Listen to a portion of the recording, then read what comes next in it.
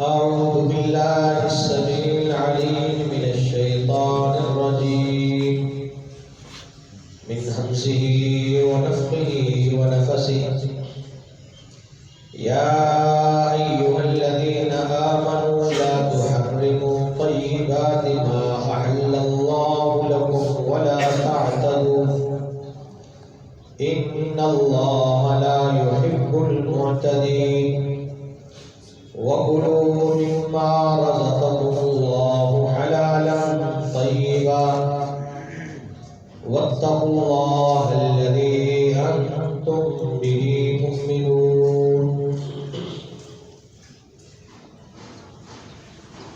حضرات،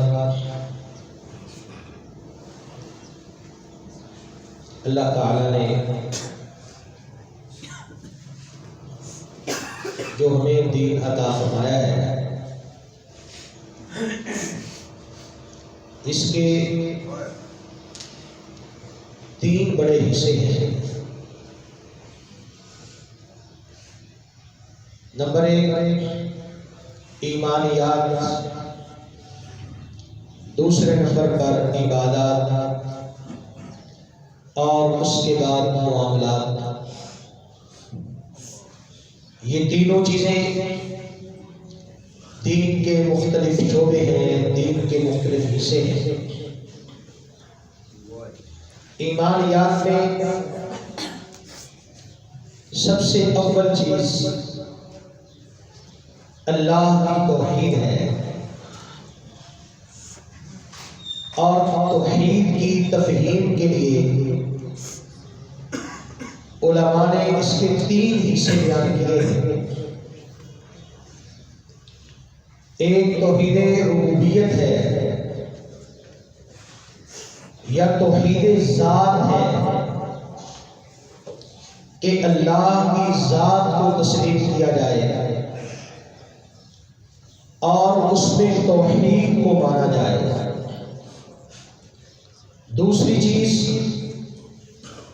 توحید الوہیت ہے. توحید الوہیت کا معنی یہ ہے کہ عبادت صرف اللہ کی جائے. اور تیسری چیز توحید اسماء و صفات کہ اللہ تعالی نے اپنے جو نام رکھے ہیں اور جو اپنی صفات بیان کی ہیں، ان ناموں میں اور ان صفات میں اللہ کو تنہا اور یکتا مانا جائے. آج میں آپ کے سامنے توحید ربوبیت کا ایک پہلو رکھنا چاہتا ہوں کہ اللہ رب العزت کی ذات کو اور اس کے اختیارات کو تسلیم کرنا یہ توحید ربوبیت ہے. اور اللہ کے اختیارات میں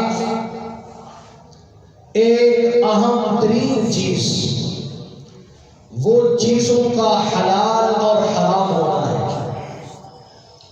یہ اختیار اللہ کے پاس ہے کہ اللہ جس چیز کو چاہے اپنے بندوں کے لیے حلال قرار دے دے اور جس چیز کو چاہے اپنے بندوں پر حرام کر دے. اس میں قطعاً چونکہ چنانچہ کی بحث کرنے کی کسی کو اجازت نہیں. اور جس چیز کو اللہ حرام کر دے ان میں سے کسی چیز کو کسی بھی انداز سے حلال کرنے کی کسی کو ہمت اور طاقت نہیں. اور اسی طرح اگر اللہ کسی چیز کو اپنے بندوں کے لیے حلال قرار دے دے تو اللہ کی حلال کردہ چیزوں میں سے کسی چیز کو حرام کرنے کا بھی کسی کو اختیار نہیں. جس طرح حرام چیزوں کو حلال سمجھنا، اللہ نے شراب حرام کی ہے، اس کو حلال سمجھنا یہ گناہ ہے۔ اللہ نے چوری حرام کی ہے، کسی کے مال کو حلال کر لینا یہ گناہ ہے۔ اللہ نے زنا کو حرام کیا ہے، کوئی اس کو حلال سمجھے یہ گناہ ہے۔ بالکل اسی طرح اگر اللہ نے جس چیز کو حلال قرار دیا ہے ان میں سے کسی چیز کو حرام قرار دے دینا، اپنے لیے ممنوع سمجھ لینا، یہ بھی اتنا ہی بڑا گناہ، اتنا بڑا جرم ہے۔ ہمارے ہاں اس کا ایک پہلو تو بڑا واضح ہے، بچہ جانتا ہے کہ اللہ نے جس چیز کو حرام کیا ہے اس میں سے کسی کو حلال کرنا گناہ ہے۔ اس پہلو کو ہر ایک جانتا اور مانتا اور سمجھتا ہے، لیکن ایک پہلو بڑا اوجھل ہے، اور یہ اوجھل بعض مولویوں نے کر دیا، بعض پیروں نے کر دیا، بعض لوگوں نے ہمارے سامنے اس پہلو کو اوجھل کر دیا کہ اللہ نے جس چیز کو حلال کیا ہے اس کو حرام کرنے کا اختیار اور ملکہ بھی کسی کو حاصل نہیں ہے۔ جس طرح حرام چیز کا ارتکاب کرنا یہ گناہ ہے، اسی طرح کسی حلال چیز کو حرام سمجھ لینا یہ بھی اتنا ہی بڑا جرم اور اتنا ہی بڑا گناہ ہے۔ کیوں؟ اس لیے کہ حلال و حرام کا اختیار صرف اللہ کے پاس ہے۔ اللہ تعالیٰ نے قرآن مجید میں فرمایا یا ایھا الذین آمنوا لا تحرموا طیبات ما احل اللہ لکم، اے ایمان والو اللہ رب العزت نے جو پاکیزہ چیزیں تمہارے لیے حلال قرار دی ہیں ان میں سے کسی چیز کو حرام قرار نہ دو، کسی کو حرام نہ سمجھو۔ اس ایک مسئلے کو سمجھانے کے لیے اللہ تعالی نے قرآن مجید کی دو بڑی سورتوں کو وقف کیا ہے، ایک سورت مائدہ ہے اور سورت انعام ہے۔ ان دو بڑی سورتوں میں اللہ تعالی نے یہی مسئلہ سمجھایا ہے کہ یہ اختیار صرف اللہ کا ہے، کسی اور کو یہ حق حاصل نہیں ہے۔ اگر کوئی شخص کہتا ہے کہ یہ چیز حرام ہے، اسے قرآن سے یا حدیث سے دلیل دینی چاہیے۔ آج کل بہت سارے پیروں نے، بہت سارے صوفیوں نے اپنے ماننے والوں کے لیے بطور نشانی بعض چیزوں کو حرام قرار دیا ہے کہ میرے مرید بڑا گوشت نہیں کھائیں گے، میرے مرید فلاں چیز نہیں کھائیں گے، یا وہ اس انداز سے زندگی گزاریں گے، فلاں کلر کا کپڑا نہیں پہنیں گے، یا فلاں کلر کا کپڑا ہی پہنیں گے۔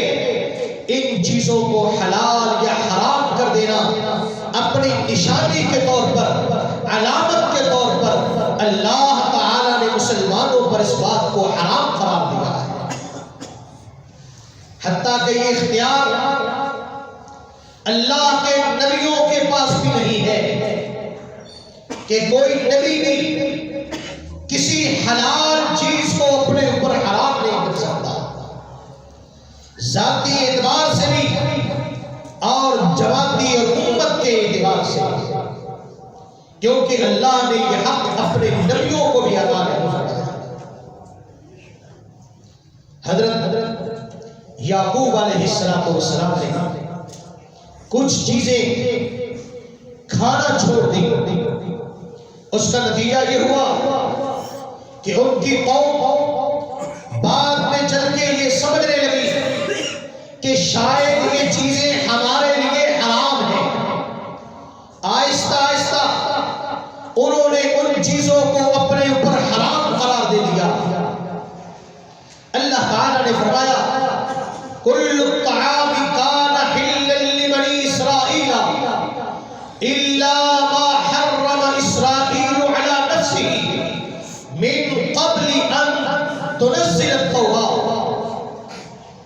کہ سارے کھانے اللہ نے بنی اسرائیل پر حلال کیے تھے، ہاں چند کھانوں کو حضرت یعقوب علیہ السلام نے اپنی ذات کے لیے ممنوع قرار دے دیا تھا، اللہ نے ان کی حرمت نازل نہیں کی۔ فرمایا قل فأتوا بالتوراة فاتلوها إن كنتم صادقین۔ جب نبی صلی اللہ علیہ وسلم نے ان چیزوں کو اگر حلال قرار دیا تو یہودیوں نے کہا کہ یہ چیزیں تو صدیوں سے حرام ہیں، پہلی شریعتوں میں حرام تھی، تو یہ نبی کیسا ہے جو اللہ کے نبی ہونے کا دعویٰ بھی کرتا ہے اور حرام چیزوں کو حلال کرتا ہے۔ اللہ تعالیٰ نے فرمایا لاؤ تورات، پڑھو تورات، دیکھو تورات میں ان میں سے ایک چیز بھی اللہ نے حرام نہیں کی، یہ تم نے خود حرام کی، یہ تمہارا جرم ہے۔ حضرت محمد رسول اللہ صلی اللہ علیہ وسلم نے ایک موقع پر اپنے اوپر شہد کو ممنوع قرار دیا کہ آئندہ میں شہد استعمال نہیں کروں۔ تو یہ چیزیں جن کو ہم اپنے لیے ممنوع قرار دے دیتے ہیں کہ جی فلاں چیز کھانے کو میرا دل نہیں کرتا، فلاں چیز مجھے اچھی نہیں لگتی، فلاں چیز مجھے پسند نہیں، لیکن نبی کا معاملہ یہ ہے کہ جب نبی کسی چیز کو اپنے لیے ناپسند قرار دیتا ہے تو نبی کو ماننے والے بھی ان چیزوں سے دور ہٹنے لگتے ہیں، اور پھر ایک وقت آتا ہے کہ اگلی نسلیں چل کر ان کو حرام سمجھنے لگ جاتی ہے۔ اور علاقائی طور پر آپ دیکھ رہے ہیں، خاندانی اعتبار سے آپ دیکھ رہے ہیں، کئی خاندان ایسے ہیں جن میں کوئی چیزیں استعمال نہیں کی جاتی، تو اللہ تعالیٰ نے نبی صلی اللہ علیہ وسلم کو بڑی سختی سے یہ بات فرمائی، فرمایا یا ایھا النبی، یا محمد نہیں کہا، کیا کہا؟ یا ایھا النبی۔ نبی کا ذکر اس لیے کیا کہ نبی کا تو کام یہ ہے کہ اللہ کے احکام کو لوگوں تک پہنچانا۔ نبی کی زندگی اپنی زندگی نہیں ہوتی، نبی کی خواہش اپنی خواہش نہیں ہوتی، نبی کی بات اپنی بات نہیں ہوتی۔ تو اے نبی لما تحرم ما احل اللہ لک، آپ نے ایسی چیز کو حرام کر لیا جسے اللہ نے حلال کیا تھا، تو بتلائیے لما تحرم، آپ نے کیوں حرام کیا، کس دلیل کی بنیاد پر حرام؟ ہوا یہ کہ نبی صلی اللہ علیہ وسلم کی زوجہ محترمہ سیدہ زینب ام المؤمنین زینب رضی اللہ تعالی عنہا، ان کے بھائی شہد کا کام کرتے تھے۔ جب انہیں پتہ چلا کہ نبی صلی اللہ علیہ وسلم کو شہد بڑا پسند ہے، وہ اپنی بہن کے لیے تحفہ لے کر آتے، اور سیدہ زینب رضی اللہ تعالی عنہا جب نبی صلی اللہ علیہ وسلم ان کے ہاں تشریف لے جاتے، وہ آپ کو شہد پیش کرتے، اور آپ کی روٹین یہ تھی کہ آپ ہر روز ایک بیوی کے گھر میں رہتے تھے، کھانا وہیں سے کھاتے تھے، رات وہیں گزارتے تھے، لیکن عصر کی نماز کے بعد آپ اپنی تمام بیویوں کے پاس ایک چکر لگاتے، حال احوال پوچھتے، ان کی ضرورتیں پوچھتے اور ان کی ضرورتوں کا انتظام کرتے۔ تو عصر کے بعد جب سیدہ زینب کے پاس جاتے تو وہ آپ کو شہد پیش کرتی، آپ شہد نوش کرنے کے لیے وہاں پر بیٹھ جاتے تو زیادہ وقت لگ جاتا. دوسری بیویوں کو یہ بات اچھی نہ لگی کہ ہمارے پاس آپ تھوڑی دیر بیٹھتے ہیں. سیدہ زینب شیخ کے بہانے آپ کا زیادہ وقت لے لیتی ہے، تو ہم کوئی ایسی ترتیب لگائیں کہ نبی صلی اللہ علیہ وسلم زینب کے پاس سے شہد کھانا چھوڑا. ترتیب کیا لگائیں کہ نبی صلی اللہ علیہ وسلم کو یہ پسند نہیں ہے کہ آپ کے منہ سے بو آتی. نبی صلی اللہ علیہ وسلم فرماتے ہیں کہ جبریل جب بھی میرے پاس آتے مجھے مسواک کرنے کا حکم دیتے ہیں. نبی صلی اللہ علیہ وسلم اتنی مسواک کرتے، فرمایا مجھے ڈر ہے کہیں میرے مسوڑے ہی ختم نہ ہو جائے، کیونکہ فرشتے بڑے نازک ہیں، وہ ہلکی سی بو بھی برداشت نہیں کرتے.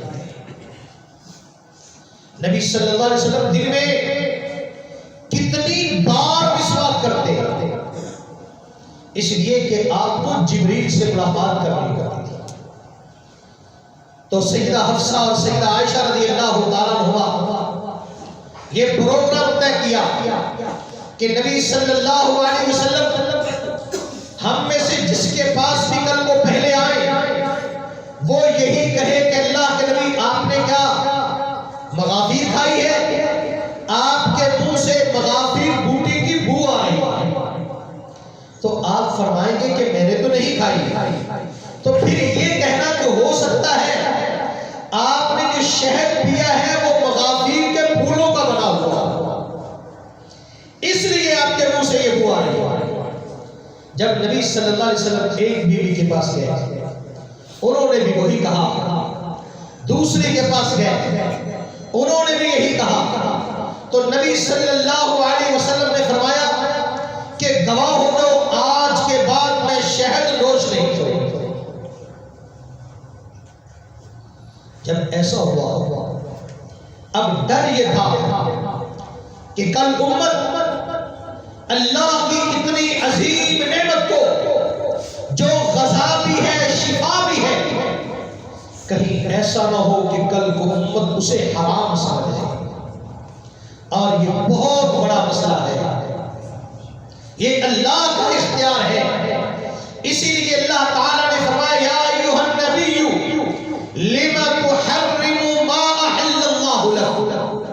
اے نبی آپ نے اللہ کی حلال کردہ چیز کو حرام کیسے کر لیا؟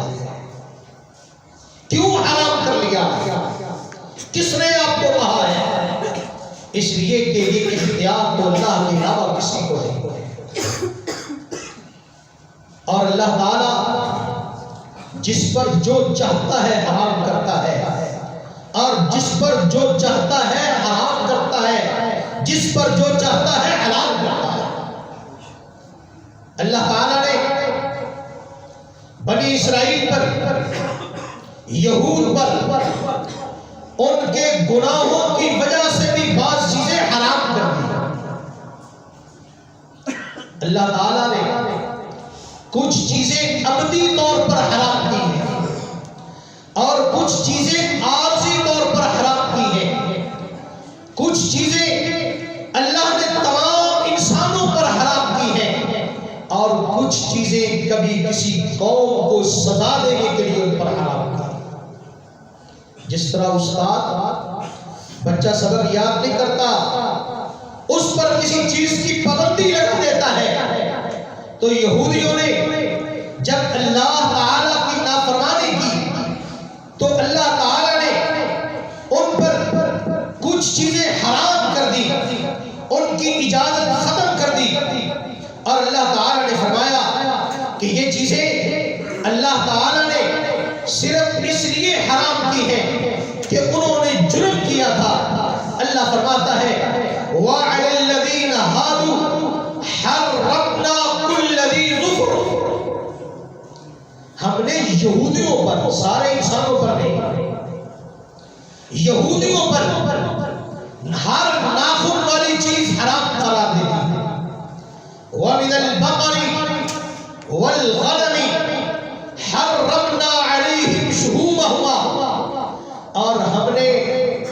گائے اور بکری کی چربی بھی ان پر حرام کر دی.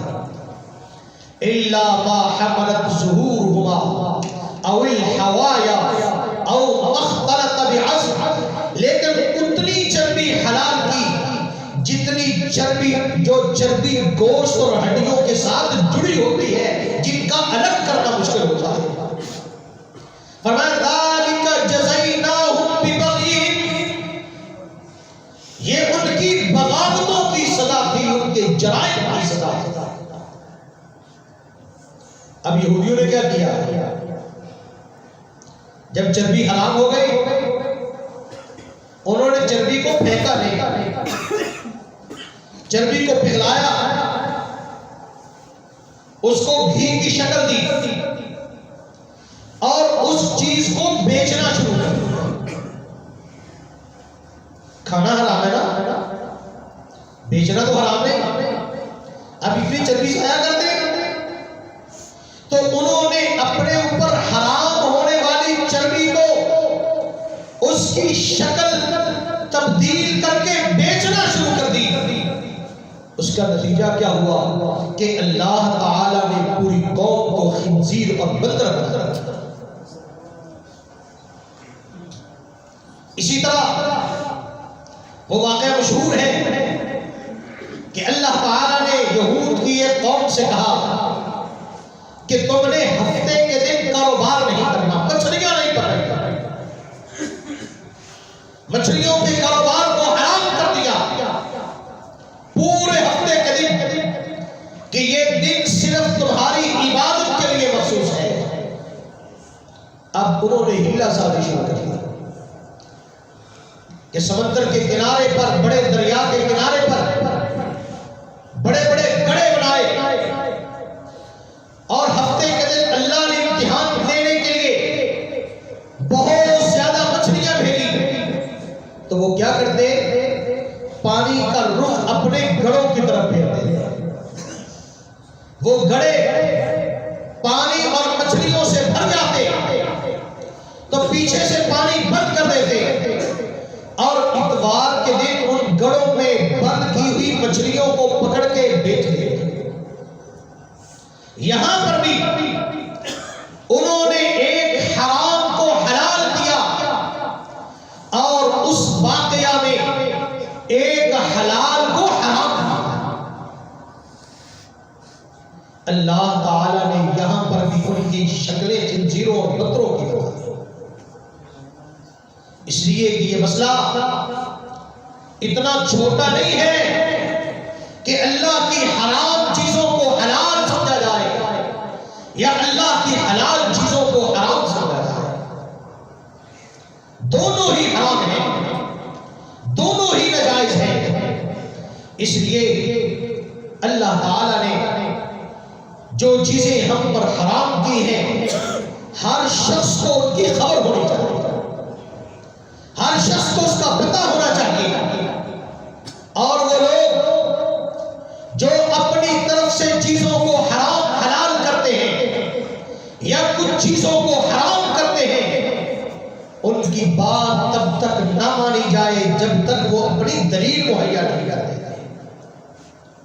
اسی طرح مشرکین مکہ نے اور عرب کے لوگوں نے اپنے اوپر کچھ چیزوں کو حرام کر لیا، کچھ چیزوں کو مردوں کے لیے حرام کیا اور کچھ چیزوں کو عورتوں پر حرام کیا، کچھ چیزوں کو سب پر حرام کیا. اللہ تعالیٰ فرماتا ہے کہ ان کی حالت یہ ہے کہ ان لوگوں نے میری حرام کردہ چیز کو حلال اور میری حلال چیز کو حرام کر دیا ہے. تو ذرا ان سے پوچھو ان کو یہ اختیار کس نے دیا ہے؟ اللہ فرماتے ہیں وَقَالُوا هَذِهِ أَنْعَامٌ حِجْرٌ وَقَالُوا هَذِهِ أَنْعَامٌ وَحَرْثٌ حِجْرٌ لَا يَطْعَمُهَا إِلَّا مَن نَّشَاءُ بِزَعْمِهِمْ. یہ کہتے ہیں کہ یہ فلاں جانور اور فلاں کھیتی یہ ہم نے روک رکھی ہے، ہم نے پابند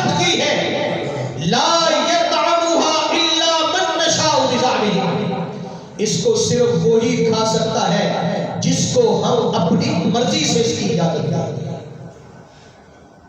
جس سے ہم روک دیں وہ نہیں کھا سکتا، اور جس کو ہم اجازت دیں صرف وہی کھا سکتا ہے. فرمایا وَأَنْعَامٌ حُرِّمَتْ ظُهُورُهَا، اور کچھ جانوروں کی سواری کو انہوں نے حرام قرار دیا کہ فلاں فلاں جو جانور ہیں ان کی پیٹھ پر کوئی بیٹھ نہیں سکتا، کوئی سواری نہیں کر سکتا. آج بھی آپ کے پیروں نے، درباروں کے مجاوروں نے درباروں کے نام پر چھوڑے ہوئے جانور، ان کا کھانا بھی حرام کیا ہے، ان کے اوپر سواری کرنا بھی حرام قرار دیا ہے. وَأَنْعَامٌ لَا يَذْكُرُونَ اسْمَ اللَّهِ عَلَيْهَا افْتِرَاءً عَلَيْهِ، اور کچھ جانوروں کو حرام کر دیا کہ جن کے اوپر اللہ کا نام نہیں لیا جاتا، بلکہ کسی بزرگ کا، کسی بت کا، کسی مرکز کا، اور کسی دربار کا، کسی مزار کا، کسی ولی اللہ کا نام لیا جاتا ہے. اللہ فرماتا ہے افتراء علیہ، یہ اللہ پر جھوٹ بولتے ہیں کہ ان چیزوں کو اللہ نے حرام قرار دیا ہے. سَيَجْزِيهِمْ بِمَا كَانُوا يَفْتَرُونَ، اس جھوٹ کی ان کو سزا ملے گی. وَقَالُوا مَا فِي بُطُونِهِ هَٰذِهِ الْأَنْعَامِ خَالِصَةٌ لِذُكُورِنَا وَمُحَرَّمٌ عَلَىٰ أَزْوَاجِنَا، کہتے ہیں فلاں اونٹنی جو بچہ دے گی نا، جو دربار کے نام پر چھوڑی ہوئی ہے، جو کسی ولی اللہ کے لیے وقف کی ہوئی ہے، جب وہ بچہ دے گی تو اس بچے کو صرف مذکر مرد کھا سکتے ہیں، عورتیں نہیں کھا سکتی. وَإِن يَكُن مَيْتَةً فَهُمْ فِيهِ شُرَكَاءُ، لیکن اگر وہ بچہ مردہ پیدا ہوگا تو پھر مرد نہیں کھا سکتے ہیں، عورتیں نہیں کھا سکتی. اپنی مرضی کی باتیں، اپنی مرضی کے حلال و حرام. اللہ تعالیٰ نے فرمایا اس چیز کی ان کو سزا ملے گی کہ انہوں نے اللہ کے اختیارات کو استعمال کیا ہے، اللہ کے اختیارات کسی اور کو دے دیے. اس لیے عزیزو یہ بڑا اہم مسئلہ ہے کہ حلال و حرام کا مسئلہ، لیکن آج ہم اس مسئلے کو بھولے ہوئے ہیں. کوئی پیر اٹھتا ہے اپنے ماننے والوں پر کالا کپڑا حرام کر دیتا ہے. کوئی کہتا ہے کہ میرے ماننے والے کھانا کھائیں گے تو درمیان میں بولیں گے. یہ نہ بولنا کیا ہے؟ یہ پہلی امتوں میں ایک روزے کی شکل تھی. حضرت مریم نے کیا کہا تھا کہ جب جبریل آئے انسان کی شکل میں، کہا میرے پاس نہ آنا، اشارے سے کہا میرے پاس نہ آنا. آج میں نے اللہ کے لیے چپ کا روزہ رکھا ہوا ہے. اور جب عیسیٰ علیہ السلام کی پیدائش ہوئی، فرمایا مریم اس کو گھر میں لے جاؤ. کہا اللہ جب لوگ پوچھیں گے تو میں کیا جواب دوں گا؟ کہا جواب یہی دینا کہ آج میں نے رحمان کے لیے خاموشی کا روزہ رکھا ہوا ہے، اور اس کی طرف اشارہ کر دینا کہ یہ جواب دے گا، اس سے پوچھو. تو یہ خاموشی اختیار کرنا پہلی امتوں میں یہ بھی عبادت کی ایک قسم تھی. اور آج پیر صاحب کہتے ہیں کہ جب کھانا کھاؤ، میرے مریدوں کی علامت یہ ہے جب وہ کھانا کھائیں گے تو سر ڈھانپ کے کھانا کھائیں گے اور پورے کھانے کے دوران کسی سے بات نہیں کریں گے. حرام ہے. میرے مرید صرف فلاں کلر کا کپڑا پہنیں گے اور فلاں کلر کا کپڑا نہیں پہن سکتے. اس طرح کی کوئی چیز اگر اللہ کے اختیار میں سے کسی چیز کو حرام کیا جائے وہ بھی گناہ ہے. اور اپنی طرف سے کسی کو حلال کیا جائے تو وہ بھی گناہ ہے۔ اس لیے ہمیں ان چیزوں کا خاص خیال رکھنا چاہیے۔ اللہ تعالیٰ نے قرآن مجید میں فرمایا اتخذوا احبارهم ورهبانهم اربابا من دون اللہ، یہودیوں اور عیسائیوں نے اپنے پیروں کو اور اپنے مولویوں کو اپنا رب بنا لیا ہے اللہ کو چھوڑ کر۔ جب یہ آیت نازل ہوئی نبی صلی اللہ علیہ وسلم نے پڑھ کر سنائی تو عدی بن حاتم طائی کے بیٹے عیسائی تھے، گلے میں صلیب ڈالی ہوئی نبی صلی اللہ علیہ وسلم کے سامنے بیٹھے تھے۔ یہ آیت نازل ہوئی، نبی صلی اللہ علیہ وسلم نے پڑھ کے سنائی کہ علی تم لوگ عیسائی ہونے کے باوجود، کلمہ پڑھنے کے باوجود تم شرک کا ارتکاب کرتے ہو کہ تم اللہ کو چھوڑ کر اپنے علماء اور اپنے پیروں کو تم نے رب بنا لیا۔ علی کہنے لگے یہ بات تو درست نہیں ہے، ہم نے تو آج تک نہ کسی پیر کو رب کہا ہے نہ کسی اپنے عالم کو رب کہا ہے۔ ہمارے یہاں یہی کہتے ہیں، ہم کسی کو رب تھوڑا کہتے ہیں، ہم کو رب تو نہیں کہتے۔ تو علی نے کہا کہ ہم تو رب نہیں مانتے۔ نبی صلی اللہ علیہ وسلم نے فرمایا علی ایک بات بتاؤ کہ تم لوگ، تمہارے پیر، تمہارے درویش اور ملک اور تمہارے علماء جس چیز کو حلال کہیں تم اس کو حلال سمجھتے ہو یا نہیں؟ کہا یہ بات تو ہے، جس چیز کو وہ حلال کہتے ہیں ہم ان کو حلال مانتے ہیں۔ فرمایا اچھا یہ بتاؤ تمہارے درویش پیر اور تمہارے مولوی جس چیز کو تم پر حرام قرار دے دے تم ان کو حرام سمجھتے ہو یا نہیں؟ ان سے دور بھاگتے ہو یا نہیں؟ کہا یہ بات بھی سچ ہے کہ ہمارے درویش جس چیز کو حلال کہے ہم اس کو حلال سمجھتے ہیں۔ اور ایسا ہوا، بعد میں بھی ہوا کہ شراب یہودیت میں بھی حرام ہے، عیسائیت میں بھی حرام ہے۔ دنیا کا کوئی مذہب ایسا نہیں جس میں شراب حلال ہو، دنیا کا کوئی مذہب نہیں جس میں خنزیر حلال ہو، لیکن آج ساری دنیا کے عیسائی خنزیر کھاتے ہیں اور شراب پیتے ہیں۔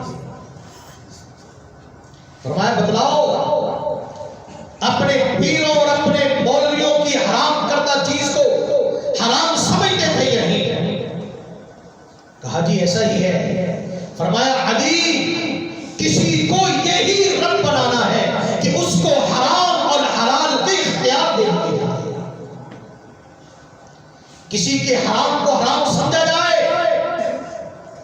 آپ اس کو رب کہیں یا نہ کہیں آپ نے اس کو رب مان لیا ہے۔ کسی کے حلال کو حلال کہیں، آپ اس کو خدا کہیں یا نہ کہیں، لیکن آپ نے اللہ کے اختیارات اس میں مان لیے ہیں، تسلیم کر لیا۔ اور یہ شرک ہے، اور یہ ایسا شرک ہے جو انسان کو اسلام سے خارج کر دیتا ہے۔ اس لیے یہ دو اختیار، حلال اور حرام کرنے کا، اور حلال و حرام کا تعلق صرف کھانے پینے سے نہیں ہوتا، زندگی کے تمام معاملات سے ہوتا ہے۔ یہ دو اختیار اللہ کے ہیں اور عقیدہ توحید کا حصہ ہے۔ ہم وہ لوگ جو توحید کو ماننے والے ہیں ان کے سامنے یہ واضح ہونا چاہیے کہ جب ہم یہ کہتے ہیں لا الہ الا اللہ جب ہم کہتے ہیں اللہ رب العالمین ہے تو اس کے اندر یہ بھی آتا ہے کہ اب جب اس کو رب مانا ہے تو پھر حلال وہی ہوگا جس کو اللہ حلال کہے گا، حرام وہی ہوگا جس کو اللہ حرام کہے گا۔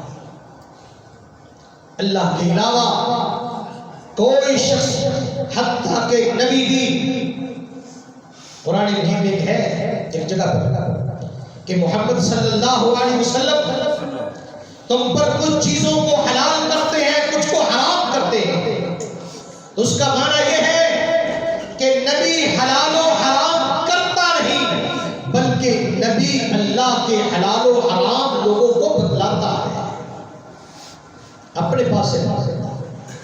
آئیے توحید کے اس حصے کو، توحید کے اس شعبے کو، اپنے عقیدے کے اس حصے کو سمجھیے اور اس بات کا خاص خیال رکھیے یہ عقیدہ توحید کا حصہ ہے، اس کو مانے بغیر یہ اس میں تبدیلی کیے کر لینے سے انسان مسلمان نہیں رہتا۔